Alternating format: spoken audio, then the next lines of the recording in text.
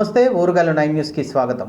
బెంగాల్లో వచ్చే ఏడాది జరిగే అసెంబ్లీ ఎన్నికల కోసం ప్రధానమంత్రి నరేంద్ర మోడీ ప్రచారాన్ని ప్రారంభించారు.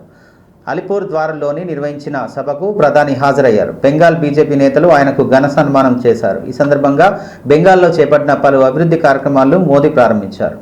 అలిపూర్ వార్డులోని గ్యాస్ పంపిణీ ప్రాజెక్టుకు ప్రధాని మోడీ శంకుస్థాపన చేశారు.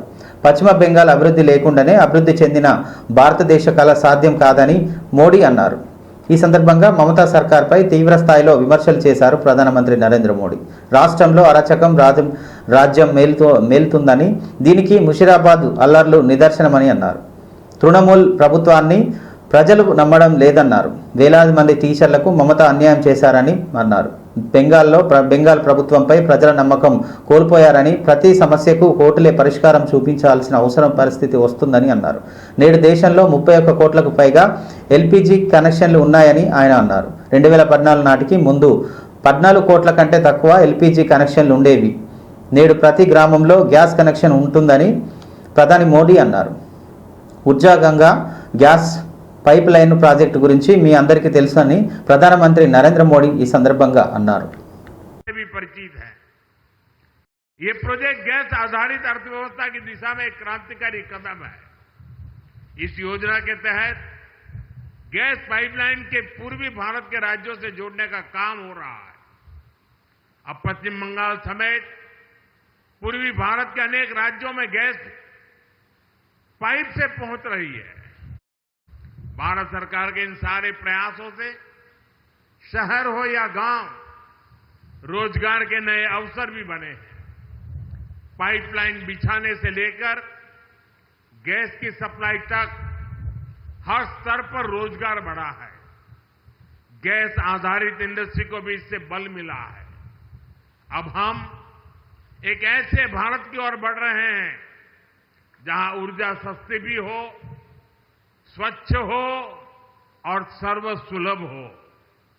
దివంగత ప్రధాని ఇందిరాగాంధీ పాకిస్తాన్తో యుద్ధం చేసి బంగ్లాదేశ్ను ప్రత్యేక దేశంగా ఏర్పాటు చేశారని, నీకు దమ్ముంటే పాకిస్తాన్ నుంచి బల్చిస్తాన్ను విడదీయాలని ప్రధాని మోడీకి సీఎం రేవంత్ రెడ్డి సవాల్ విసిరారు.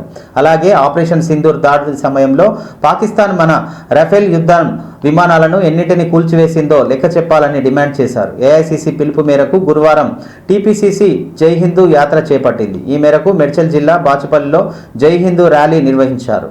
సీఎం రేవంత్ రెడ్డి, తెలంగాణ కాంగ్రెస్ వ్యవహారాల incharge Meenakshi Natarajan, TPCC chief Mahesh Kumar Goud ఈ ర్యాలీలో పాల్గొన్నారు. విఎన్ఆర్ ఇంజనీరింగ్ కాలేజ్ నుంచి కేజీఆర్ కన్వెన్షన్ వరకు ర్యాలీ నిర్వహించారు. ఈ ర్యాలీ అనంతరం కేజీఆర్ కన్వెన్షన్లో సభలో నిర్వహించారు. ఈ సందర్భంగా సీఎం రేవంత్ రెడ్డి మాట్లాడుతూ, మన భూభాగాన్ని చైనా ఆక్రమిస్తుంటే ప్రధాని మోడీ ఏం చేశాడు?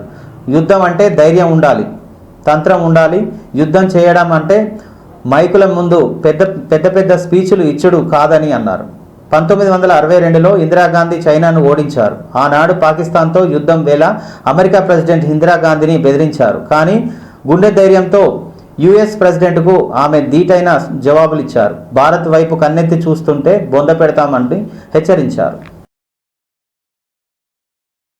పొట్టన పెట్టుకున్నప్పుడు మనమందరం ఈ దేశ ప్రధానమంత్రికి, ఈ దేశ వీర సైనికులకు అండగా నిలబడాలని, రాజకీయాలకు అతీతంగా ఆనాడు పహల్గాంలో చనిపోయిన వామరులకు మనం క్యాండిల్ ర్యాలీ తీసి నరేంద్ర మోడీ గారికి, కేంద్ర ప్రభుత్వానికి అండగా నిలబడ్డాం. మనమందరం వేలాదిగా నక్లెస్ రోడ్డులో ర్యాలీ నిర్వహించి ప్రధానమంత్రికి, కేంద్ర ప్రభుత్వానికి ఒక మాట చెప్పినాం. భారతీయుల గుండెల్లో తుపాకీ తూటాలు దించిన ఒక్కడు కూడా బతికి ఉండొద్దు. ప్రేరేపించిన దేశం ప్రపంచం ముఖ చిత్రంలో, ప్రపంచం పటంలోనే పాకిస్తాన్ కల్పించొద్దు. నువ్వు తూడ్చిపెట్టు. 4 కోట్ల తెలంగాణ ప్రజలు నీకు అండగా నిలబడతారని నక్లెస్ రోడ్డు మీద నుంచి మనము వారికి 140 కోట్ల మంది ఏకమై మన మీద దండెత్తే వారిని తుద ముట్టించే వరకు మనం అందరం కలిసికట్టుగా ఉండాలి. విశ్వాసం ప్రకటించడమే కాదు, సంపూర్ణమైన మద్దతు కేంద్ర ప్రభుత్వానికి ప్రకటించారు. యుద్ధం చేయాలనుకున్నప్పుడు, ఆనాడు మన దేశం మీద, మన పౌరుల మీద దాడి చేసినప్పుడు అఖిల పక్షాన్ని పిలిచి అన్ని ఆలోచనలు చేసి ఆనాడు మా అందరి మద్దతు తీసుకున్నాడు. ప్రధానమంత్రి నరేంద్ర మోడీ గారికి మేము అండగా నిలబడి మీరు యుద్ధం చెయ్యండి, మేము అండగా నిలబడతాం, మేము సమర్థిస్తాం రాజకీయాలకు అతీతంగానే కాంగ్రెస్ పార్టీ ఆనాడు స్పష్టంగా ప్రధానమంత్రి నరేంద్ర మోడీ గారికి చెప్పడం జరిగింది. 4 రోజులు యుద్ధం తర్వాత మరి ఏమి జరిగిందో, ఎవరు బెదిరించిండ్రో, ఎవరు లొంగ తీసుకున్నారో, ఎవరికి ఎవరు లొంగిపోయినరో మనకు తెలియదు. కానీ అర్ధాంతరంగా అమెరికా ప్రెసిడెంట్ ట్రంప్ బయటకు వచ్చి నేను యుద్ధాన్ని ఆపేసిన, భారత్ను బెదిరించిన అని ట్రంప్ ప్రకటించే పరిస్థితి వచ్చింది అని అంటే, ఈ దేశ ప్రధానమంత్రి యుద్ధం చేయాలనుకున్నప్పుడు, పాకిస్తాన్ మన మీద దాడి చేసినప్పుడు పార్లమెంటులో అఖిల పక్షాన్ని పిలిచి చర్చించాడు. మరి యుద్ధం ఆపాలనుకున్నప్పుడు ఎందుకు అఖిల పక్షాన్ని పిలువలేదని నేను అడుగుతున్న ఈ దేశ ప్రధానమంత్రిని. ఆనాడు నీకు అవసరమైనప్పుడు మమ్మల్ని పిలిచినావు, మమ్మల్ని అండగా నిలబడ్డమన్నావు. మేము సైనికులను, అమరులైన భారతీయులను దృష్టిలో పెట్టుకొని రాజకీయాలకు అతీతంగా మోడీకి, బీజేపీకి అండగా నిలబడ్డాం. ధైర్యం ఉండాలి. భాషలు చెప్పుడు కాదు. యుద్ధం అంటే ధైర్యం ఉండాలి, యుద్ధం అంటే వెన్నెముక ఉండాలి, యుద్ధం అంటే యుద్ధ తంత్రం ఉండాలి, యుద్ధ నీతి ఉండాలి, గుండెల్లో ధైర్యం ఉండాలి. ఇలా ఆనాటి ఇందిరమ్మని గుర్తు చేసుకున్నారు. 1967లో చైనా అతి తెలివితేటలు ప్రదర్శించి భారతదేశం మీద యుద్ధం ప్రకటించింది. ఆనాటి ప్రధానమంత్రి శ్రీమతి ఇందిరాగాంధీ గారు తిప్పి కొట్టడమే కాదు, చైనాను ఓడించి మోకాళ్ళ మీద కూసబెట్టి చైనాకు గుణపాఠం చెప్తే మొన్న జరిగిన చైనా దురాక్రమణ 4000 స్క్వేర్ కిలోమీటర్లు ఈరోజు భారత భూభాగాన్ని ఆక్రమించుకున్నారు.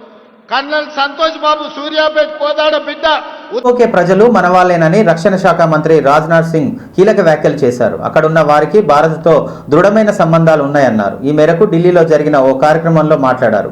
భౌగోళికంగా విడిపోయిన పీఓకే ప్రజలు రాజకీయంగా ఏదో ఒక రోజు భారత్లో ఏకమవుతారన్నారు. ఆ రోజు ఎంతో దూరం లేదని, పీఓకే దానంతట అదే తిరిగి వస్తుందన్నారు. అక్కడున్న వారికి భారత్తో దృఢమైన సంబంధాలు ఉన్నాయన్నారు. గ్రేట్ ఇండియా మన సంకల్పం, అక్కడ కొందరు మాత్రమే తప్పుదారి పట్టారు. మనం ఏమైనా చేయగలిగే వాళ్ళం, అయితే శక్తితో పాటు సమన్వయం కూడా ముఖ్యమని అన్నారు. ఆపరేషన్ సింధూర్ ద్వారా దేశ భద్రతకు మేక్ ఇన్ ఇండియా ముఖ్యమని ప్రూవ్ అయిందని అన్నారు. మనం ఇప్పుడు ఫైటర్ జెట్లను, కంపెనీలు, వ్యవస్థలను నిర్మించడంలో పాటు కొత్త తరానికి యుద్ధ సాంకేతికల పైన దృష్టి పెట్టాలని మంత్రి వెల్లడించారు. चुने ही हैं जिन्हें भटकाया गया है, गुमराह किया गया है। पीओके में रहने वाले हमारे इन भाइयों की स्थिति कुछ ऐसी ही है जैसे वीर योद्धा महाराणा प्रताप के छोटे भाई शक्ति सिंह की थी। मैं फिर से दोहराना चाहूंगा, पीओके में रहने वाले हमारे इन भाइयों की स्थिति कुछ ऐसी ही है जैसे वीर योद्धा महाराणा प्रताप के छोटे भाई शक्ति सिंह की थी। छोटे भाई शक्ति सिंह के अलग हो जाने पर भी बड़े भाई महाराणा प्रताप का विश्वास अपने छोटे भाई के प्रति बना रहता है और वह बड़े विश्वास के साथ कहते हैं कि तब कुपंत को छोड़ सुपथ पर स्वयं चला आएगा, मेरा ही भाई है मुझसे दूर कहां जाएगा।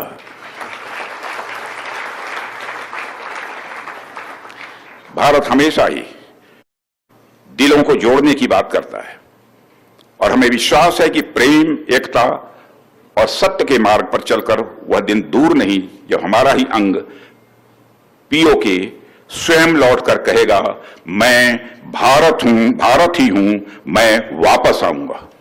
और वापस आया हूं, मैं भारत ही हूं, मैं वापस आया हूं, यह पीओके कहेगा, ऐसा मेरा पक्का विश्वास है।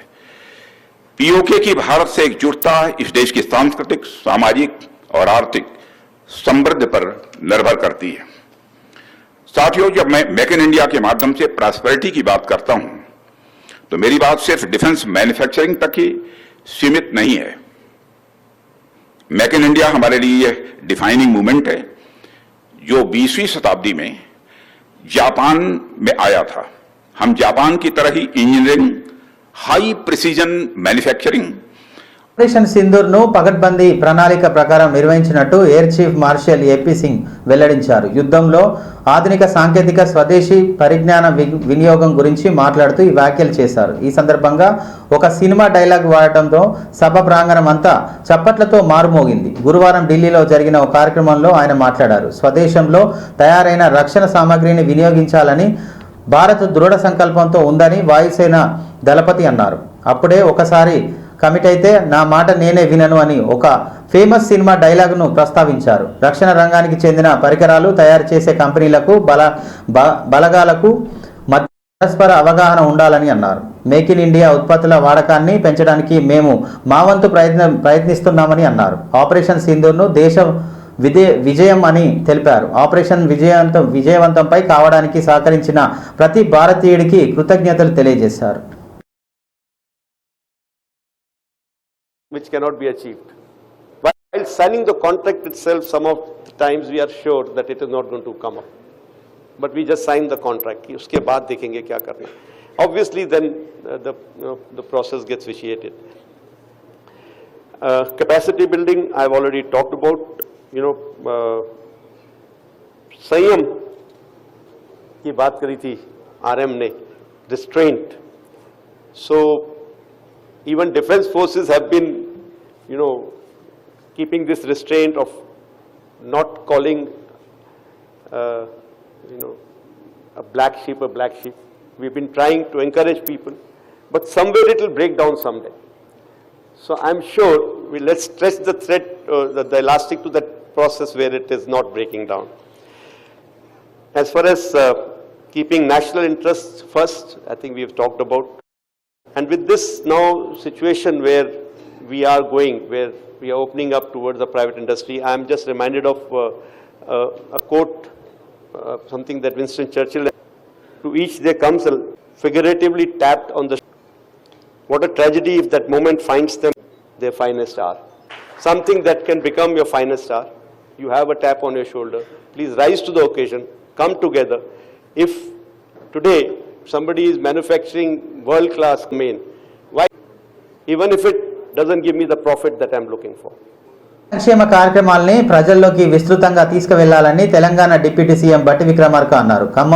ఖమ్మంలో ప్రభుత్వ పథకాలను అమలు తీరుపై నిర్వహించిన సమీక్ష సమావేశంలో ఆయన మాట్లాడారు. ఈసారి ధాన్యం దిగుబడి రికార్డు స్థాయిలో వచ్చిందని చెప్పారు. ఉమ్మడి రాష్ట్రంలో కూడా రానంత ధాన్యం దిగుబడి వచ్చిందని తెలిపారు. రికార్డు స్థాయిలో వస్తే అంతే స్థాయిలో సేకరిస్తున్నామన్నారు. సన్న వడ్లకు బోనస్ ఇవ్వడంలో ఎలాంటి లోపాలు జరగవద్దని అన్నారు. పేదల ఇంటి నిర్మాణానికి 5 లక్షలు ఇస్తున్న రాష్ట్రం మరొకటి లేదని అన్నారు. పేదల ఇంటి నిర్మాణానికి గత భరాసా ప్రభుత్వం కూడా 5 లక్షలు ప్రకటించింది, కానీ 10 ఏళ్లలో ఒక్కరికి కూడా ఇవ్వలేదని అన్నారు. ఇందిరమ్మ ఇల్లు లబ్ధిదారులు ఎంపిక పారదర్శకంగా జరగాలని అన్నారు. పూర్తి స్థాయిలో భూభారతి అమలుకు సిద్ధమవుతుందని అన్నారు. ధరణి రద్దు చేస్తామని ఎన్నికల అజెండాలోనే పెట్టామని బట్టి విక్రమార్క తెలిపారు. ఈ కార్యక్రమంలో మంత్రులు పొంగులేటి శ్రీనివాస్ రెడ్డి, కోమటిరెడ్డి వెంకటరెడ్డి తదితరులు పాల్గొన్నారు.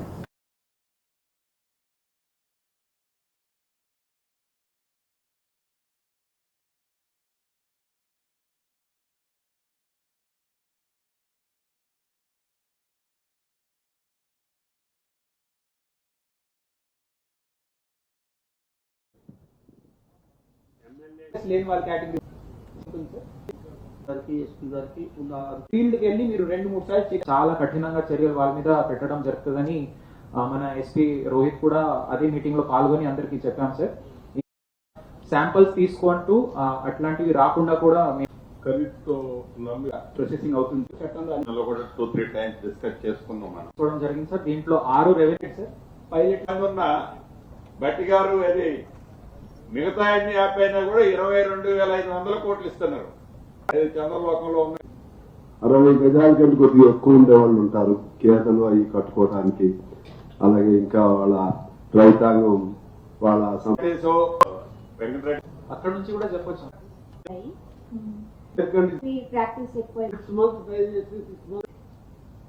పెద్దలు కోమటిరెడ్డి వెంకటరెడ్డి అన్ని సంక్షేమ కార్యక్రమాలు ఉంటే 500 రూపాయలు దున్ని దాన్ని పంట వేసి దాని కూలి ఖర్చు పెట్టి 1 సంవత్సరం లక్షలు దాని మీద పెట్టుబడి పెడతారు.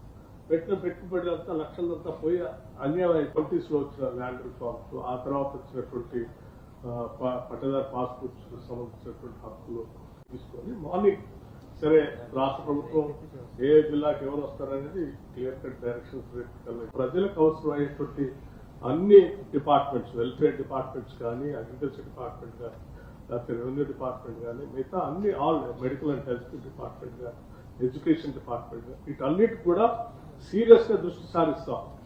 తెలంగాణ ప్రభుత్వం నేడు గురువారం అవార్డులను ప్రకటించింది. తెలంగాణ రాష్ట్రం ఏర్పడిన తర్వాత తొలిసారిగా తెలుగు చిత్ర పరిశ్రమ అవార్డులను ప్రకటించడంలో సినీ వర్గాల్లో సంబరం మొదలైంది. అవార్డుల నిమిత్తం ఈ కమిటీకి ఏకంగా 1248 నామినేషన్లు రాగా వాటిని క్షుణ్ణంగా పరిశీలించి స్క్రీనింగ్ చేసిన తర్వాత అవార్డుల జాబితాను విడుదల చేసింది. జారీని ఈ అవార్డులను తెలంగాణ FDC చైర్మన్ నిర్మాత దిల్ రాజుతో కలిసి జయసుధ గురువారం ప్రకటించారు. ఇందులో 2024 నాటికి సంబంధించిన సినిమాలకు అవార్డులు ఇచ్చారు. ఈ సందర్భంగా చైర్మన్ జయసుధ మాట్లాడుతూ తెలంగాణ ప్రభుత్వం పూర్తి స్వేచ్ఛ ఇచ్చిందంటూ చెప్పింది. ఎలాంటి ఒత్తిళ్లు ప్రలోభాలు లొంగకుండా అవార్డులను ఎంపిక చేశామని జయసుధ తెలిపింది. దాదాపు 14 ఏళ్ల తర్వాత తెలంగాణలో సినిమా అవార్డులను ప్రకటించడంలో సంతోషంగా ఉందని జ్యూరీ చైర్మన్ జయసుధ అన్నారు. సినిమాల్లో పనిచేసే వాళ్లకు అవార్డులే పెద్ద బలంగా ఉంటాయని చెప్పారు. గద్దర్ అవార్డ్స్ 2024 కోసం 1248 నామినేషన్లు రాగా 11 కేటగిరీలో పురస్కారాలు ప్రకటించామని జయసుధ వెల్లడించింది. అవార్డులకు గెలుచుకున్న సినీ నటులు మరియు సాంకేతిక నిపుణులు జయసుధ అభినందనలు తెలిపారు. ఇదిలా ఉంటే తెలంగాణ దర్శకుడు వెంకీ అడ్లూరి తెరకెక్కించిన లక్కీ భాస్కర్ సినిమాకు అత్యధికంగా అవార్డులు వచ్చాయన్నారు. ఏకంగా 4 విభాగాల్లో పురస్కారాలు అందుకున్న ప్రశంసలు అందుకుంది. ఉత్తమ స్క్రీన్పై రచయితగా డైరెక్టర్ వెంకీ అడ్లూరికి, థర్డ్ బెస్ట్ ఫ్యూచర్ ఫిలిమ్స్గా లక్కీ భాస్కర్ స్పెషల్ జ్యూరీ అవార్డులను హీరో దుర్గల్ సల్మాన్, బెస్ట్ ఎడిటర్గా నవీన్ కూలీ ఇలా 4 విభాగాల్లో లక్కీ భాస్కర్ అవార్డులు అందుకున్నారని ఈ సత్తా చాటింది. ప్రభుత్వం అవార్డ్ ఫంక్షన్ జరగబోతుండడం చాలా ఆనందం. సో దానికి 2024 కు కానీ ఈ అవార్డ్ ఫంక్షన్, దానికి సంబంధించిన జ్యూరీ 2024లో వాళ్ళకి జ్యూరీకి మొదటి రోజు నేను వాళ్ళని ఫామ్ చేసినప్పుడు ఈ టేబుల్, సో గాడ్ గ్రేస్, ఎక్కడ ఎవరి ఇన్ఫ్లుయెన్స్ కానీ ఎవరి ఇన్వాల్వ్మెంట్ లేకుండా కానీ వాళ్ళకంతా ఫ్రీడమ్ ఇచ్చి చేయగలిగాం. సో దానికి రాత్రి జ్యూరీ మెంబర్స్ వాళ్ళ కళ్ళల్లో వాళ్ళ ఆనందం అర్థమైంది. సో వాళ్ళు చాలా ఫైట్ చేసుకొని వాళ్ళు ఏది రైట్ అనిపి జయసుధ గారు చైర్మన్ వారు ఒక్కొక్క సినిమా గురించి మీకు వాళ్ళు ఏ మూవీస్కి ఇచ్చారు, ఎలా ఇచ్చారు అనేది వారు ద్వారా విందాం. తెలంగాణ గవర్నమెంట్ గౌరవ ముఖ్యమంత్రి శ్రీ రేవంత్ రెడ్డి గారికి, ఉప మంత్రి శ్రీ భట్టి గారికి, అలాగే ధన్యవాదాలు తెలుపుకుంటున్నాము. సో యాజ్ దిల్ రాజు గారు చెప్పారు, మళ్ళీ నేను అంతా రిపీట్ 14 years తర్వాత అవార్డ్స్ రావడం పెట్టడం అన్నది చాలా మాకు సంతోషం, especially as a movie industry తరఫున. ఎందుకంటే మాకు అవార్డ్సే పెద్ద ఒక boost, it's like a life for us అన్నమాట. చేయడానికి నుంచి అలాంటివన్నీ ఏం లేకుండా simple we had little discussions. ఈ పిక్చర్స్లో చాలా యాక్టర్స్ మన 24 goes to first best feature film కల్కి 2898, that is 2000, Lucky Bhaskar. Feature film on national integration, communal harmony and social uplift. Film Committee Kurallu. Government Heritage History, Dharna Chitram, Mem Friends Andi. Shri Naga Ashwin Singire. Best Supporting Actor Shri S.J. సూర్య, శ్రీ సిద్ శ్రీరామ్. కాబట్టి మేము jury అంతా ఇద్దరికి ఇవ్వాలని decide చేసి master Arun Dev, Shri Chandrabose for gangster, actor Shri Dulquer Salman for, and Shri Sandeep directors for film ఖా ఉంది. కాబట్టి award కోసం ఆహ్వానించింది. అందుకు స్పందనగా కొన్ని పుస్తకాలు jury feature films jury Jayasudha గారికి ఆల్ టీమ్ మెంబర్స్. ప్రభుత్వం ఏర్పడిన తర్వాత దేవుని గడపలో తొలి మహానాడు సూపర్ హిట్ అయిందని తెదాపా అధినేత ఏపీ సీఎం చంద్రబాబు అన్నారు. మహానాడు బహిరంగ సభలో ఆయన మాట్లాడుతూ కడప తెలుగుదేశం పార్టీ అడ్డగా అన్నారు. ఇది నిరూపించేందుకు ఇక్కడ మహానాడు నిర్వహించామన్నారు. అన్ని దారులు కడప వైపే ఉన్నాయని, పార్టీ శ్రేణులతో కడప దిగ్బంధమైందని, కడపలో గడపలో మార్పులు కనిపిస్తుందన్నారు. అహంకారంతో విర్రవీగే వారికి ఎన్నికల్లో ప్రజలు బుద్ధి చెప్పారన్నారు. వైకాపాకు రాయలసీమలో 7 సీట్లు వస్తే కడప జిల్లాలోని కూటమి 7 గెలిచిందన్నారు. 2029 ఎన్నికల్లో ఉమ్మడి కడపలో 10కి 10 స్థానాలు గెలవాలని అన్నారు. తెదాపా కార్యకర్తలే నా బలగం. మొన్నటి విజయం వెనుక కార్యకర్తల పోరాటం, త్యాగం, కష్టం ఉందని అన్నారు. గత పాలనలో హింస, రాజకీయాల కేసులు, అనిశ్చిత వేత్తలు రాజమేలాయి. విధ్వంసమైన రాష్ట్రాన్ని పునరుద్ధరిస్తామని తెదాపా, జనసేన, భాజపా కూటమి ఏర్పాటు చేసి ప్రజల ముందు ఉంచామని అన్నారు. నిరూపించారు. 2 రోజుల మహానాడు జాతర. నేను చాలా మహానాడులు చూశాను. కార్యకర్తలు కూడా ఒక రకంగా వచ్చేవారు, కానీ ఈసారి మాత్రం ప్రతి క్షణం అనుక్షణం చాలా శ్రద్ధగా కూర్చున్నారు. బ్రహ్మాండంగా జయప్రదం చేశారు. ఈ రోజు ఉదయం నేను చూస్తున్నా అన్ని దారులు కడప వైపే. కడప దిగ్బంధం అయిపోయింది. ఈ గ్రౌండ్ చూస్తే తెల్లవారుతోనే ఫుల్ అయిపోయింది. ఈ రోజు ఎప్పుడు కూడా మన మీటింగులు టైం కంటే ఒక అర్ధ గంట ఆలస్యంగా జరిగేది, కానీ ఈసారి మాత్రం టైం కంటే 3 గంటల ముందే మన మీటింగ్ ప్రారంభమైంది. ఏం తమ్ముళ్ళు, మీ రుణం తీర్చుకోవాలి. కూటమి ప్రభుత్వం ఏర్పడ్డాక మొదటి మహానాడు దేవుని కడపలో జరిగింది. రెస్పాన్స్ అదిరింది, సూపర్ హిట్ అయింది. ఇక్కడ ఒక విషయం మీకు చెప్పాలి. గత ఏడాది 2వ తేదీ ప్రజాగళం ఎన్నికల సభలో కడపకొచ్చాను. ఆ రోజు ఒక మాట చెప్పాను, కడప రాజకీయం మారుతోంది, కడప గడపలో మార్పు స్పష్టంగా కనిపిస్తుందని ఆ రోజు చెప్పాను. అది మీరు చూస్తే అహంకారంతో విర్రవీగే వారికి ఎన్నికల్లో కడప జిల్లా ప్రజలు అద్భుత చైతన్యంతో తీర్పు చెప్పారు. ఈ ఎన్నికల్లో ఒక కడపే కాదు, రాష్ట్రం ప్రతి ప్రాంతం అద్భుతమైన విజయాన్ని సాధించాం. ఉమ్మడి కడపలో 10కి 7 గెలిచాం. తమ్ముళ్ళు, ఇప్పుడు నుంచి కష్టపడితే 2029లో 10కి 10 సిద్ధమా అని అడుగుతున్నా. మిమ్మల్ని సిద్ధమా తమ్ముళ్ళు అని అడుగుతున్నా. ఆడబిడ్డలు సిద్ధమా అని అడుగుతున్నా. తెలంగాణ భవన్లో మాజీ మంత్రి ఎమ్మెల్యే సబితా ఇంద్రారెడ్డి మీడియా సమావేశం నిర్వహించారు. ఈ సందర్భంగా ఆమె మాట్లాడుతూ ప్రైవేట్ పాఠశాలలకు ధీటుగా ఇంటిగ్రేటెడ్ పాఠశాలను రెడీ చేస్తున్నామని ముఖ్యమంత్రి చెప్తున్నారు. బిల్డింగ్ కడితే చదువు రాదు.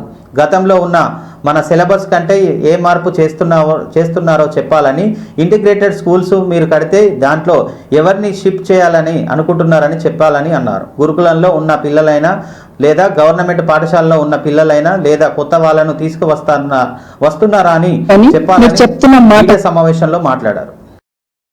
ఇది ఎన్ని సంవత్సరాలకు పూర్తి చేస్తారు? ఎప్పుడు ఏ ప్రభుత్వాలైనా గతంలో దేశంలోని ప్రభుత్వాన్ని చూసే వాళ్ళం, కేంద్రంలో పంచవర్ష ప్రణాళిక అని పెట్టేవాళ్ళు. మరి మీ ప్రణాళిక ఎన్ని సంవత్సరాలు ఉంటుంది?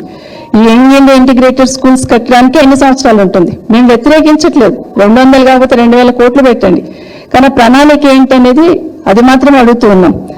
ఏం చెప్పారు మొదట్లో? ఇంటిగ్రేటెడ్ స్కూల్ స్టార్ట్ చేస్తున్నప్పుడు 85 కోట్ల రూపాయలతో ఇంటిగ్రేటెడ్ స్కూల్ స్టార్ట్ చేస్తున్నాను మొదలు పెట్టారు. 125 కోట్లకు సంబంధించి ఫౌండేషన్ వేయడం జరిగింది. కానీ నిన్న చూస్తా ఉంటే 200 కోట్లకి ఒక ఇంటిగ్రేటెడ్ స్కూల్ అనేది అనౌన్స్ చేయడం జరిగింది. అంటే మీ విధానం ఏదిందో అది స్పష్టంగా ఏమంటున్నాం. 85 కోట్లలో యంగ్ ఇండియా ఇంటర్నేషనల్ స్కూల్ పెడతారా? ఈ ప్రతి నియోజకవర్గానికి ఇస్తామన్నారు, అది లేదు.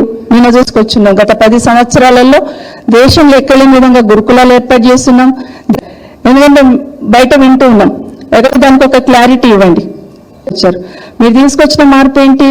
ఈరోజు గురుకులాలలో డిగ్రీ కాలేజీలు మూసేస్తున్నారు. అదే బిడ్డలే కదా అని ప్రభుత్వ పాఠశాలకు ఒక్కసారి ఇంటిగ్రేటెడ్ స్కూల్ నేను ఏర్పాటు చేస్తున్నా, చాలా ప్రైవేట్ స్కూల్స్తో ధీటుగా నేను చదువు చెప్పాలనుకుంటున్నా అంటే బిల్డింగ్ పెట్టినంత మాత్రాన చదువు రాదు. ముఖ్యమంత్రి గారు మీరు ఏం మార్పు తీసుకొస్తున్నారు? గతంలో ఉన్న మా సిలబస్ కానీ ఇక్కడ ఇప్పుడున్న సిలబస్ లో ఏం మార్పు తీసుకొస్తున్నారు? ఊరికైనా బిల్డింగ్ కడుతున్నాం, కేసీఆర్ గారు కట్టారు కాబట్టి నేను కూడా కట్టి పెడతాను బిల్డింగ్లు అంటే కుదరదు. కేసీఆర్ గారు కలెక్టర్లు కట్టారు, ఎస్పీ ఆఫీసులు కట్టారు, సెక్రటరీ కట్టారు, కాబట్టి నేను కూడా ఇంటిగ్రేటెడ్ స్కూల్ కట్టేసి వదులుతుంటే కాదు. దాంట్లో ఎవరిని జాయిన్ చేసుకోవాలనుకుంటున్నారు? ఇంటిగ్రేటెడ్ స్కూల్స్ మీరు కడితే గురుకులంలో ఉన్న పిల్లల్ని అక్కడ షిఫ్ట్ చేస్తారా? గవర్నమెంట్ స్కూల్లో ఉన్న పిల్లల్ని అక్కడ షిఫ్ట్ చేస్తారా? కొత్త పిల్లల్ని రిక్రూట్ చేసుకుంటారా? అది కడపలో మహానాడు నిర్వహించడం అదృష్టంగా భావిస్తున్నానని తెదాపా జాతీయ ప్రధాన కార్యదర్శి మంత్రి నారా లోకేష్ అన్నారు. మహానాడు బహిరంగ సభలో తన ప్రసంగంతో పార్టీ శ్రేణుల్లో ఉత్తేజం నింపారు. తిరుమల తొలి గడప, దేవుని కడప, ఒంటిమిట్ట, అమీన్పూర్ దర్గా ఉన్న పుణ్యభూమి. పౌరుషం, ఆత్మీయత, మహిళలను గౌరవించడం నేర్చుకోవాల్సిన గడ్డ ఇది మాస్ జాతర. మహానాడు అదిరిపోయింది. పౌరుషాల గడ్డపై పసుపు జెండా రెపరెపలాడుతుంది. 2024లో మాస్ విక్టరీ మనందరం చూశాం. 94% స్ట్రైట్ రేట్తో చరిత్రను తిరగరాశాం. ఇది తెలుగుదేశం పార్టీ కార్యకర్తల నాటు దెబ్బ. జెండా పీకేస్తామన్నారు, పార్టీ లేకుండా చేస్తామన్నారు, కానీ వారే అడ్రస్ లేకుండా పోయారని అన్నారు. వైనాట్ 175 అన్నారు. ప్రజల ప్రతిపక్ష హోదా కూడా ఇవ్వలేదు. దేవుని కడపలో పసుపు పండగ నిర్వహిస్తాం. నా అదృష్టంగా నేను భావిస్తున్నా. 2024లో మాస్ విక్టరీ మనందరం చూసాం, చరిత్ర కూడా తిరిగి రాశాం. 94% స్ట్రైక్ రేట్ అంటే 175 నియోజకవర్గాల్లో 164 స్థానాలు మన కైవసం చేసుకున్నాం. ఇది ఒక రికార్డు కాదు, ఆల్ టైమ్ రికార్డ్ అని సభాముఖం మీకు తెలుపుతున్నా. ఇది తెలుగుదేశం పార్టీ కార్యకర్తల నాటు దెబ్బ. జెండా బీకేస్తా అన్నారు, వాళ్ళు ఇప్పుడు పార్టీ కార్యాలయానికి టూలెట్ బోటు పెట్టుకుని పారిపోయే పరిస్థితి. పార్టీ లేకుండా చేస్తా అన్నారు, అడ్రస్ లేకుండా పోయే పరిస్థితి. వైనాట్ 175 అన్నారు, ప్రజలు ప్రతిపక్ష హోదా కూడా ఇవ్వని పరిస్థితి. మన బొమ్మలు పెట్టి బాక్సింగ్ చేశారు, ప్రజలే ఇప్పుడు ఫుట్బాల్ ఆడుకునే పరిస్థితి. ఏ తప్పు చేయని మన అధినేత చంద్రబాబు నాయుడు గారు బంధించారు. ప్రజలు ఏకంగా ఆ నాయకుడిని ప్యాలెస్ లో పెట్టి తాళాలేసి లాక్ చేసే పరిస్థితి. మన నాయకులు ట్రెండ్ ఫాలో అవ్వరు, ట్రెండ్ సెట్ చేస్తారు. సినిమా స్క్రీన్ అయినా, పొలిటికల్ స్క్రీన్ అయినా ఆయన ఒక లెజెండ్. ఆయన పేరేంటి? విశ్వవిఖ్యాత నట సార్వభౌమ స్వర్గీయ శ్రీ నందమూరి తారక రామారావు గారు. ఎన్టీఆర్ అంటే 3 అక్షరాలు కాదు, ఎన్టీఆర్ అంటేనే ఒక ప్రభంజనం. ఆయనే రాముడు, ఆయనే కృష్ణుడు, ఆయనే భీముడు, ఆయనే అర్జునుడు, ఆయనే కరుణుడు, ఆయనే ప్రజల గుండెల్లో దేవుడు. పార్టీ పెట్టిన 9 నెలల్లో అధికారంలోకి రావటం ఒక చరిత్ర. దేశానికి సంక్షేమం అనే పదాన్ని పరిచయం చేసిన వ్యక్తి అన్న ఎన్టీఆర్. 2 రూపాయలకి కిలో బియ్యం, 50 రూపాయలకి హార్స్ పవర్ విద్యుత్, జంతా వస్త్రాలు, పక్కా ఇల్లు, గురుకుల పాఠశాలలు, మధ్యాహ్న భోజనం, ఇట్లా చెప్పుకుంటే రోజంతా పడుతుంది.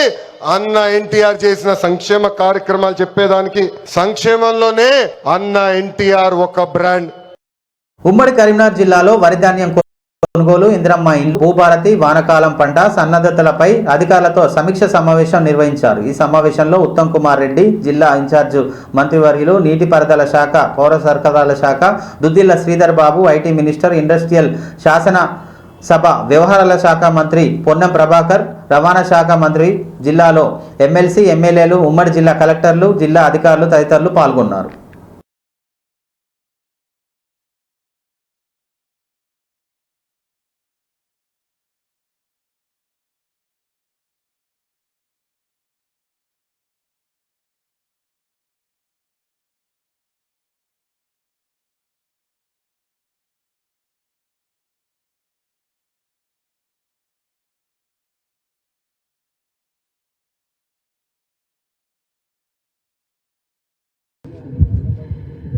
గౌరవ ఎమ్మెల్సీ మల్కా కొమరయ్య గారికి, గౌరవ మానకొండూరు ఎమ్మెల్యే గారు డాక్టర్ కావంపల్లి సత్యనారాయణ గారికి, గౌరవ జగత్యాల ఎమ్మెల్యే డాక్టర్ ముందుగా వరి కొనుగోలు మీద, తర్వాత ఇందిరమ్మ ఇల్లు, తర్వాత ఈ మాన్సూన్ దానికి వారు అమూల్యమైన సమయం ఈరోజు జిల్లా ఇన్ఛార్జ్ మంత్రులందరూ కూడా మీ అభిప్రాయం తెలియజేయండి. తీసుకునే ఈ భూభారతి చట్టం 2వ తారీఖు నుంచి అమలు చేసే ఈ భూభారతి చట్టంలో ఎవరికి కూడా అన్యాయం జరగకూడదనే ఒక ప్రధానమైన అంశంతో ఆ భూమికి సంబంధించిన సర్వే నెంబరు, యాజమాన్యానికి సంబంధించిన వివరాలు, దానిపైన జరిగిన లావాదేవీలు, దానికి సంబంధించి బౌండరీస్ కూడా పూర్తి స్థాయిలో ఈ భూదార్ అనే ఒక గొప్ప ప్రయత్నం ఈ రోజున పెట్టి రెవెన్యూ యంత్రాంగానికి సంబంధించి కింది నుంచి పై స్థాయి వరకు కూడా వారిపైన నమ్మకం పెట్టుకొని ఉన్న వారికే మనం ఇవ్వాలని మా గౌరవ శాసనసభ్యులు కూడా వేదిక నుంచి చెప్తా ఉన్నారు. మేం చెప్పే మిత్రులకు కానీ మంచి పనులను మంచిగా చూపెట్టే కార్యక్రమం చేయండి. ఇంతకుముందే పెద్దలు చెప్పారు ఉన్నాం. వారు అన్నిటిని కూడా మీరు గుర్తించి ప్రజల వద్దకు తీసుకెళ్లే ప్రభుత్వం ఇబ్బందికరమైనటువంటి పరిస్థితుల లోపల కొంత ప్రైవేటు వ్యక్తుల చేతులకు వెళ్ళింది. ఈ వేదిక నుంచి కూడా నేను కోరుతాను, ఎవరైనా సమాచారం ఉన్నటువంటి వాళ్ళు జిల్లాధికారులకు ఇవ్వండి. భూములు కబ్జా అయిన వాటికి భూభారతి సందర్భంగా రివ్యూ జరిగే సందర్భంలో అధికారుల దగ్గర కూడా సమాచారం ఉంది. ప్రత్యేకించి అర్బన్ దగ్గర కూడా కొంత ఇల్లీగల్ గవర్నమెంట్ ల్యాండ్స్ లోపల ఇచ్చినటువంటి నోటీస్ కూడా ఉన్నాయి. వాటన్నిటికి సంబంధించిన ఇష్యూస్లో కొంత మనం ప్రభుత్వం తరఫున మరి దాని మీద కొంత ఎగ్జిక్యూషన్ చేయాలని సందర్భంగా మీరు కూడా మీరు ఈ యొక్క 10-15 ఏళ్ళలో 20 ఏళ్ళలో మీ సీనియారిటీ లోపల కొనుగోలు సంబంధించి ఇక్కడ కూడా దేశంలో ఏ రాష్ట్రంలో లేదు. ఇటీవల సివిల్ సప్లై శాఖ మంత్రులు ఉత్తమ్ కుమార్ రెడ్డి గారు గత ఉగాది నాడు ప్రారంభించి రేవంత్ రెడ్డి గారి నాయకత్వం బాధ్యత మీ అందరిది. ఇదే యాసంగి వరి పంటకి 9.3 లక్షల మెట్రిక్ టన్నులు అంటే ఎంత మరి మా హయాంలో గొప్పగా ప్రొక్యూర్మెంట్ జరిగిందో ఇంతకంటే నేను ఇక వేరే విషయాలు చెప్పనవసరం లేదు.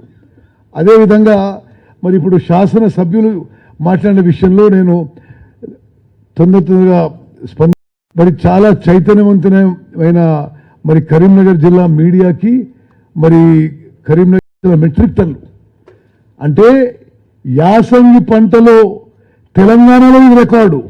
ఉమ్మడి ఆంధ్రప్రదేశ్లో 23 జిల్లాలో కూడా యాసంగి ఖరీఫ్ పంటలో హైయెస్ట్ ప్యాడీ ప్రొడ్యూసింగ్, అదేవిధంగా రబీలో హైయెస్ట్ ప్యాడీ ప్రొడ్యూసింగ్. జిల్లా కలెక్టరేట్ సమావేశ మందిరంలో ఉమ్మడి జిల్లాలో ధాన్యం కొనుగోలు, వ్యవసాయం, వర్షాకాల ముందస్తు ప్రణాళిక, ఇందిరమ్మ ఇల్లు, భూభారతి, వరంగల్ ఎయిర్పోర్టు తదితర అంశాలపై రాష్ట్ర రెవెన్యూ, హౌసింగ్, సమాచార, పౌర సరఫరాల శాఖ మంత్రి పొంగులేటి శ్రీనివాసరెడ్డి, రాష్ట్ర పంచాయతీరాజ్, గ్రామీణాభివృద్ధి, గ్రామీణ నీటిపారుదల, మహిళా శిశు సంక్షేమ శాఖ మంత్రి ధనసరి అనసూయ సీతక్క, రాష్ట్ర అటవీ, పర్యావరణ, దేవాదాయ శాఖ, ధర్మాదాయ శాఖ మంత్రి కొండా సురేఖ, ప్రభుత్వ విప్ డాక్టర్ రామచంద్రు నాయక్, నగర మేయర్ గుండు సుధారాణి, ఎమ్మెల్సీలు, ఎమ్మెల్యేలతో కలిసి జిల్లా కలెక్టర్లు, సంబంధిత శాఖల అధికారులతో సమీక్ష సమావేశాన్ని నిర్వహించి మాట్లాడారు. ఏ కాన్స్టిట్యున్సీలోనైనా బ్యాలెన్స్ ప్యాడీ ప్రొక్యూర్మెంట్ ఉంటే దాని మీద ప్యాడీ ప్రొక్యూర్మెంట్ తో పాటు విత్తనాలు, ఎరువులు అండ్ అగ్రికల్చర్ సీజన్ స్టార్ట్ అవుతుంది కాబట్టి దాని related subject first point. Second point వచ్చేసి ఇందిరమ్మ ఇళ్ళు, third point Bhubharati, fourth point June 2 రాష్ట్ర అవతరణ దినోత్సవ సందర్భంగా ఎక్కడెక్కడ ఏమేమి కార్యక్రమాలు చేయాలనేది ఈ 4 పాయింట్స్ మీద ఈరోజు మెయిన్ ఎజెండా. కాబట్టి గౌరవ కలెక్టర్లు అగ్రికల్చర్ కాంపోనెంట్ కి సంబంధించిన ప్యాడీ ప్రొక్యూర్మెంట్, తర్వాత దాని related seeds and fertilisers etcetera availability of that thing, ఇంకేదన్నా అగ్రికల్చర్ రిలేటెడ్ ఉంటే చాలా క్లుప్తంగా మీరు చెప్తే గౌరవ శాసనసభ్యులు వారి నియోజకవర్గకు సంబంధించింది ఏదైనా ఉంటే కూడా వారు కూడా ఎక్కడన్నా మీరు చెప్పే దాంట్లో కరెక్షన్ ఉంటే చేస్తారు. Final decision will take call. Nalgonda జిల్లా పరకాల నియోజకవర్గంలోని మహిళలు ఆర్థిక అభివృద్ధి సాధించేందుకు డైరీని ఏర్పాటు చేస్తున్నట్లు పరకాల ఎమ్మెల్యే రేవూరి ప్రకాష్ రెడ్డి అన్నారు. గురువారం హనుమకొండ జిల్లా కలెక్టరేట్ కాన్ఫరెన్స్ హాల్లో పరకాల మహిళా పాల ఉత్పత్తిదారుల పరస్పర సహాయక సహకార సంఘాల సమితి మహాజన సభను నిర్వహించారు. ఈ సమావేశంలో పరకాల ఎమ్మెల్యే రేవూరి ప్రకాష్ రెడ్డి మాట్లాడుతూ మహిళా డైరీని ఏర్పాటు చేయాలనే ఆలోచనతో వచ్చినప్పటి నుండి 2 జిల్లాల కలెక్టర్ల దృష్టికి తీసుకువెళ్లగా ప్రారంభం నుండి అంచనా వరకు మించి కలెక్టర్లు కోఆర్డినేటర్ చేస్తున్నారని అన్నారు. మహిళా డైరీ ఏర్పాటుకు కృషి చేస్తున్న 2 జిల్లాల కలెక్టర్లను, సంబంధిత శాఖల అధికారులను అభినందనలు తెలిపారు. మహిళలు ఆర్థిక చేయడం ద్వారా ఆ కుటుంబాలు ముందుకెళ్తాయన్నారు. మహిళలు ఐకమత్యంతో ఉండి అనేక రంగాలలో విజయవంతంగా ముందుకు వెళ్తున్నారని అన్నారు. మహిళలు పరస్పర సహకారంతో విజయవంతంగా నిర్వహిస్తున్న ముల్కనూరు మహిళా డైరీ మహిళా శక్తికి నిదర్శనమని పేర్కొన్నారు. ముల్కనూరు డైరీ మాదిరిగానే పరకాల మహిళా డైరీ కూడా రానున్న రోజుల్లో విజయవంతంగా నడపాలన్నారు. మహిళా డైరీ ఏర్పాటుతో మహిళలు అభివృద్ధి సాధిస్తారని ఆశాభావం వ్యక్తం చేశారు ఎమ్మెల్యే రేపు.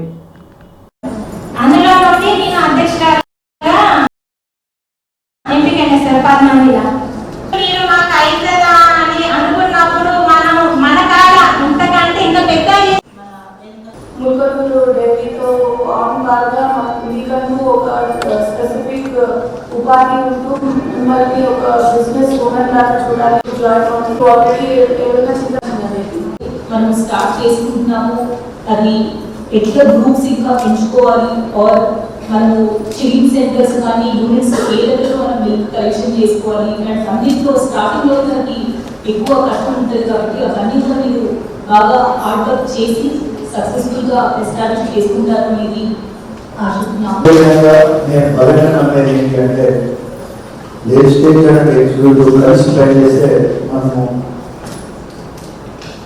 మన పాత ప్రజలకు కావాల్సిన డెవలప్మెంట్ విషయంలో కానీ మనం కలిసి పనిచేస్తే రిజల్ట్స్ సాధిస్తామని బలంగా నమ్మేది చేస్తే మన జిల్లా అధికార యంత్రాంగం ఈ డైరీకి సంబంధించి పార్టిసిపేషన్ ప్రతి ఒక్కరు కూడా వారికన్నా వాళ్ళ అడ్వాన్స్ స్టేజ్లో యాక్టివ్గా ముందుకు తీసుకోవాలన్నది చాలా స్పష్టంగా మాట్లాడుతున్నాను.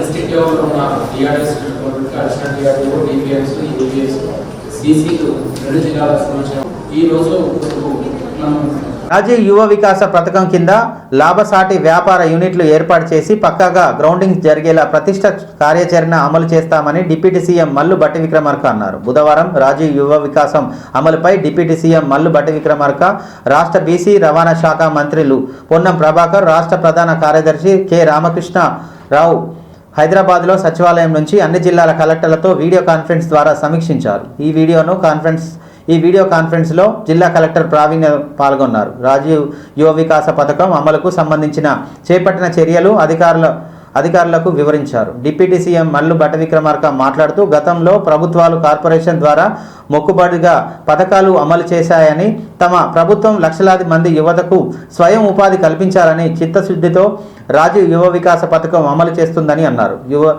యువ వికాస పథకం కింద వచ్చే సహాయం యువత వ్యాపారం చేసి లబ్ధి పొందాలని 8 కోట్ల రూపాయలతో దాదాపు 5 లక్షల మంది యువతను వ్యాపారవేత్తలుగా మారుస్తున్నామని, ప్రభుత్వం పెట్టే ప్రతి పైసా పెట్టుబడి ఎలా పనిచేస్తుందో రెగ్యులర్గా మానిటరింగ్ చేయాలని, రాష్ట్ర జీడిపి వృద్ధిలో పథకం భాగస్వామ్యం కావాలని భట్టి విక్రమార్క అన్నారు.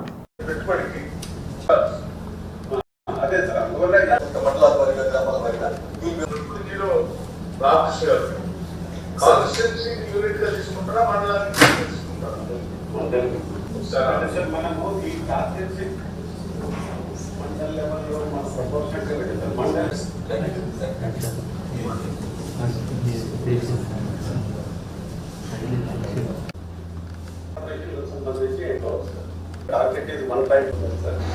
Next 1 lakh to 2.5 lakhs and 2 to 4 lakhs. Rajiv యువ వికాస పథకం కింద లాభసాటి వ్యాపార యూనిట్లపై ఎమ్మెల్సీ కవిత సంచలన వ్యాఖ్యలు చేశారు. బీఆర్ఎస్ను బీజేపీలో విలీనం చేసే కుట్ర జరుగుతుందని, పార్టీ అధినేత ఆయన తండ్రికి తనను దూరంగా చేసే కుట్ర జరుగుతుందని ఆవేదన వ్యక్తం చేశారు. బీఆర్ఎస్లో కేసీఆర్ ఒక్కరే నాయకుడు, పార్టీలో ఇంకెవరూ నాయకత్వాన్ని అంగీకరించరని స్పష్టం చేశారు. బీఆర్ఎస్ను బీజేపీలో విలీనం చేసే కుట్ర జరుగుతుందని ఆరోపించారు. ఎమ్మెల్సీ కవిత తాను జైలులో ఉన్నప్పుడు కుట్ర మొదలైందని, ఇంటి బిడ్డపై పేడ్ ఆర్టిస్టులతో మాట్లాడించారని అన్నారు. నా మీద పడి ఏడిస్తే ఏం జరుగుతుందో ఆవేదన వ్యక్తం చేశారు. తాను జైలుకి వెళ్ళినప్పుడు పార్టీకి రాజీనామా చేశానని చెప్పినట్లు, లింకు వీరులను పట్టుకోమంటే గ్రీకు వీరులను దండెత్తున్నారని, నా జోలికి వస్తే బాగుండదని ఎమ్మెల్సీ కవిత బీఆర్ఎస్ నేతలకు వార్నింగ్ ఇచ్చారు. కేసీఆర్ను మేమే నడిపిస్తున్నామని కొందరు చెప్పుకుంటున్నారని, కేసీఆర్కు నడిపించేంత పెద్దవాళ్ళు మీరు కాదని కొందరు పార్టీ నాయకులను ఉద్దేశించి ఎమ్మెల్సీ కవిత ప్రశ్నించారు. నాపై తప్పుడు వార్తలను పార్టీ ఎందుకు ఖండించలేదని అన్నారు. పార్టీ సోషల్ మీడియాలో నన్ను టార్గెట్ చేశారని, నా లేఖ లీక్ చేసేది ఎవరో అని చెప్పాల్సిందని, పట్టుబడితే వారిపై చర్యలు తీసుకుంటామని అన్నారు. పార్టీపై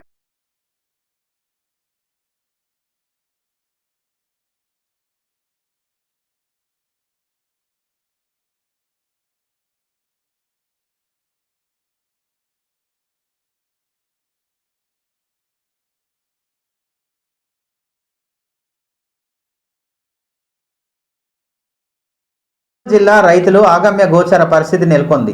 నర్సాపూర్ మండలం త్రుటి గ్రామానికి చెందిన రైతు ప్రవీణ్ వరి ధాన్యం విక్రయానికి తీవ్ర ఇబ్బందులు పడుతున్నారు. 4 రోజుల క్రితం 1100 బస్తాల ధాన్యాన్ని పిఎస్ఈఎస్సిఎస్కి కేంద్రానికి పంపగా గురువారం తేమ శాతం అధికంగా ఉందని కొనుగోలు కేంద్రం తిరిగి పంపిందన్నారు. ప్రస్తుతం కొనుగోలు కేంద్రం మూసివేయడంతో రైతు దిక్కుతోచని పరిస్థితిలో ఉన్నారని అన్నారు. అధికారులు స్పందించి తన ధాన్యాన్ని కొనుగోలు చేయాలని ఆ రైతు కోరుతున్నారు. ఈ ఘటన జిల్లాలోని రైతు ధాన్యం విక్రయ సమస్యలకు అద్దం పడుతుందని తెలిపారు.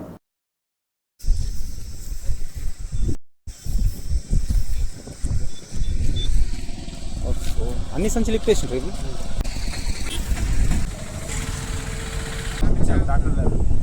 అన్ని సొసైటీ నుంచి పంపిస్తే వాళ్ళు అదేమంటారంటే న్యాచర్ రాకొచ్చింది, ఈ కూలీ నింపుకుని అని లాసే అన్నీ తీసుకుపోయి మళ్ళీ రిటర్న్ తీసుకొచ్చి న్యాచర్ వచ్చినాక రిటర్న్ పంపించని అని చెప్తాను. ఇప్పటివరకు అన్నీ నేను సొంతంగా కూలి పెట్టుకొని అందులో ట్రాక్టర్ వేసుకొని నేను తీసుకుపోయినా. ఇప్పుడు వచ్చిన తర్వాత కూడా ఇవన్నీ రోడ్డు మీద వస్తే వర్షం పడితే కూడా తడిసిపోతే వాళ్ళేమో మాకు ఈ అధికారులేమో స్పందిస్తలేరు. నేను 1100 తెస్తాను, 1100 జాగ్రత్తకి వెళ్ళి అన్ని మాకు ఇంటికి వచ్చేసి అన్ని రోడ్డు మీద పోసినాం. అప్పటికి ఇంకొక అధికారి నంబర్ ఇచ్చింది. తర్వాత వాళ్ళకి ఫోన్ చేసి సెంటర్ గురించి మాట్లాడండి, ఏ ప్రాబ్లం కనుక్కుంటాము మాట్లాడతారు తప్ప వాళ్ళు వచ్చి ప్రాబ్లం అయితే అడుగుతలేరు. ఇప్పటివరకు రాలేదు ఎవరు. రాష్ట్ర వ్యాప్తంగా వర్షాలు కురుస్తున్నాయి. బుధవారం తెలంగాణ మొత్తం వ్యాపించిన నైరుతి రుతుపవనాలు ఛత్తీస్గఢ్, ఒరిస్సాలోని కొన్ని ప్రాంతాల్లోకి వ్యాపించాయి. దీంతో వచ్చే 3 రోజుల పాటు వర్షాలు కురిసే అవకాశం ఉందని వాతావరణ కేంద్రం వెల్లడించింది. అయితే ఇవాళ కూడా భారీ వర్షాలు కురిసే అవకాశం ఉందని, రేపటి నుంచి వర్షాలు తగ్గుముఖం పడతాయని అధికారులు తెలిపారు. నిన్న బుధవారం 17 డిగ్రీల అక్షాంశ ప్రాంతంలో కొనసాగిన గాలి విచ్ఛిన్నత ఈరోజు బలహీన పడిందని తెలిపారు. దీంతో ఒక్కరోజు భారీ వర్షాలకు ఛాన్స్ ఉందని తూర్పు దక్షిణ జిల్లాలో ఎల్లో అలర్ట్ జారీ చేశారు వాతావరణ శాఖ అధికారులు. ఇవాళ జయశంకర్, భూపాలపల్లి జిల్లా, ములుగు, భద్రాద్రి కొత్తగూడెం, ఖమ్మం, వికారాబాద్, మహబూబ్నగర్, నాగర్ కర్నూలు, వనపర్తి, నారాయణపేట, జోగులాంబ, గద్వాల జిల్లాలోని భారీ వర్షాలు కురిసే అవకాశం ఉందని వాతావరణ శాఖ వెల్లడించింది.